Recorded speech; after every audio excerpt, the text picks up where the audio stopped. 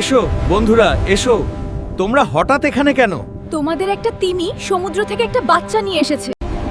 এই যে, ওইদিকে তাকাও।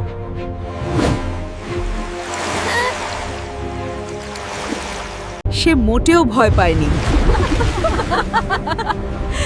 বরং সে খেলছে। আরে, ও আমাদের বন্ধু। ও এখানে সুরক্ষিত। ঠিক আছে, তাহলে আমাদের বাচ্চাটিকে মারমেইডদের রাজ্যে নিয়ে যেতে হবে।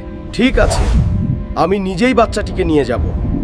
ওই দেখো, জলপরীর রাজ্য। চলো যাই।